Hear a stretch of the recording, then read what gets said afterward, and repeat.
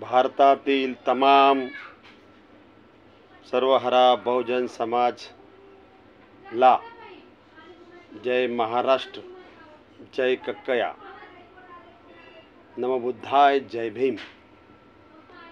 बंधूंनो, आपण आज बघत आहोत देशामध्ये जे सरकार अगोदर होतं, जे सरकार अगोदर राज्य करत होतं, जे सरकार परत राज्यावर येणार आहे, त्या सर्व सरकारचं भारतामध्ये आपल्या महाराष्ट्रीयन लोकांविषयी मत त्यांचं चुकीचं मत आहे. कारण छत्रपती शिवरायांनी 3 वेळा सुरत लुटलं असेल आणि लुटलंच, हा इतिहास आहे.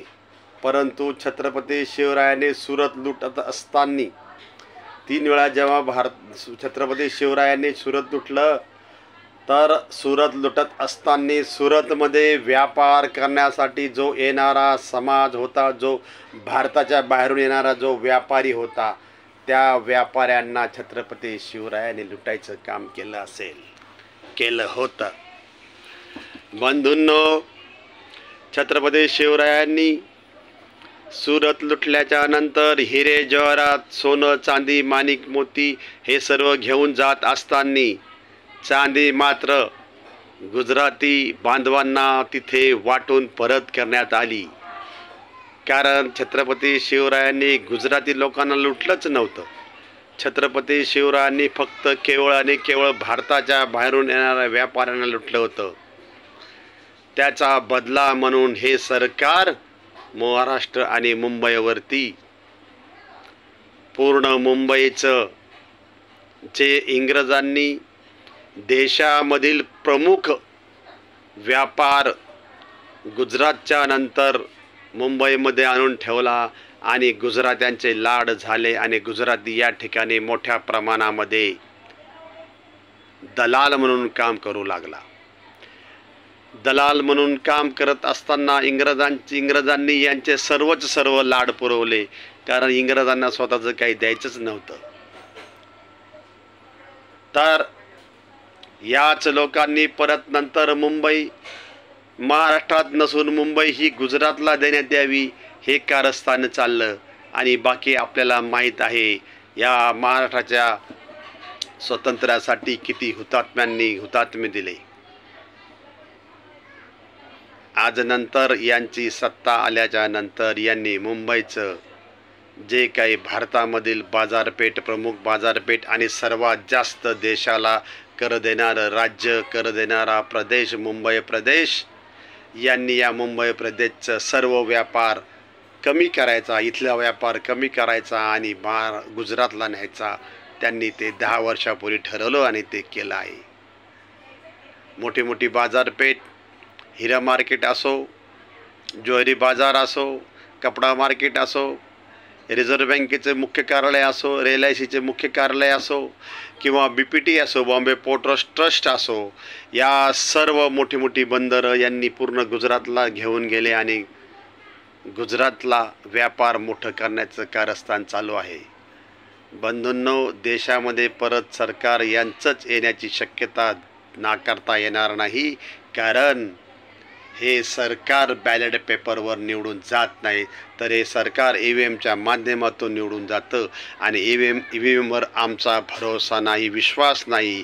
भारतामध्ये राहणाऱ्या 80% लोकांचा EVMवरती विश्वास नाही, अजिबात विश्वास नाही आमचा. म्हणून हे सरकार परत निवडूनच जाणार आहे. आणि निवडून गेल्यानंतर परत हेच सरकार आपल्या विरोधात काम करणार, याबद्दल कुठल्याही प्रकारची शंका नाही. परंतु बाबासाहेबांच्या घटनेवरती हे लोक अनेक वाक्य करतात की देश बर्बाद होत आहे आरक्षणामुळे. देश आरक्षणामुळे बर्बाद होतच नसतो आणि झालाच नाही. इंग्लंडमध्ये बाबासाहेबांच्या नावाने 2000 कायदा पास करण्यात आला. इंग्लंडमधल्या गोरगरीब दलितांना, आदिवासींना खाजगीकरणामध्ये आरक्षण देण्यात आलं. जेव्हा उत्तर भारतामध्ये बहन मायावती यांचं राज्य होतं तर बहन मायावती केंद्राला मागणी करत होत्या की आम्हाला खाजगीकरणामध्ये आरक्षण दिलं गेलं पाहिजे. बहन मायावतीकडं दूरदृष्टी होती. आज आपल्या देशामध्ये असा कुठलाच नेता नाही की जो SC ST आदिवासी यांच्यासाठी काम करू शकतो, OBCसाठी या सर्वांसाठी काम करू शकतो.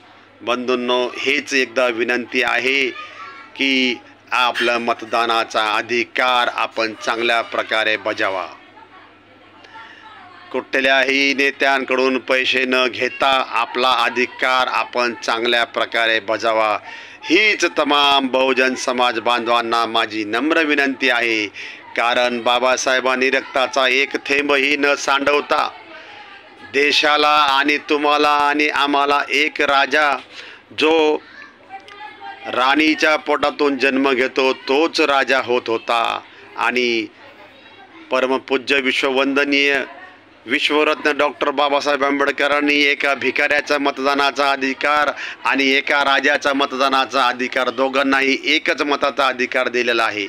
हा मिळालेला अधिकार आपण सर्वांनी चांगल्या प्रकारे कुठल्याही आमिषाला बळी न पडता आपण आपला मताचा अधिकार बजावला पाहिजे.